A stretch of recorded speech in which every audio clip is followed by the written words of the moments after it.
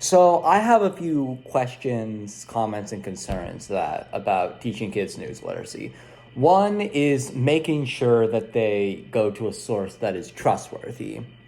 So instead of going to some like 15th page source that looks like it's straight from 2005, then I want them to go to a relatively more trustworthy source like Fox News or CNN or, okay, those are bad examples, but like a relatively more trustworthy source.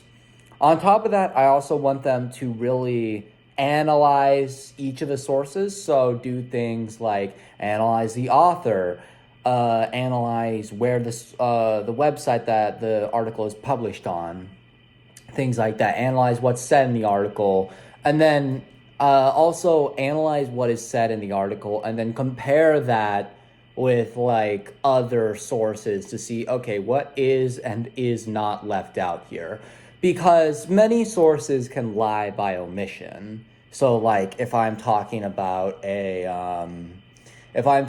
my friend stole from me, but then I leave out the fact that I had stolen from him first, then that's lying by omission. And many news sites will do that. So I really want to make sure that students will like know how to do their research when they're looking at their news. I also think that some challenges I might face would most definitely be like the AI, like because how many students are just gonna like look at the AI summary of it and not look deeper into it, or how many students are just simply gonna only look at the sources that are from their political viewpoint, only look at the sources from their political viewpoint and then be like, oh yeah, and then just simply like keep moving on and completely trust that source and not do any further analysis. Another concern I have is probably making sure that students are not getting bogged down in the news. I know that the news can often be very depressing and difficult to deal with, but I really want students to like not get bogged down in the news, just completely depressed by it. So I still want them to stay stay young and vigorous, but not get bogged down as they learn about the news. I'm also concerned about the possibility of students getting radicalized by this.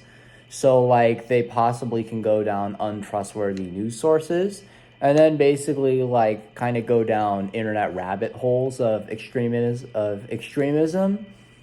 and basically fall down these rabbit holes all just because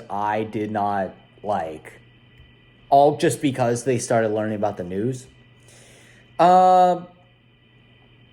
Uh, some challenges that I anticipate are most definitely going to be things like students accused, like me possibly being accused of indoctrinating students. So, like, if I say, hey, don't just trust everything you see on the internet, some students are definitely going to try and say that I'm going to indoctrinate them, which I'm concerned about.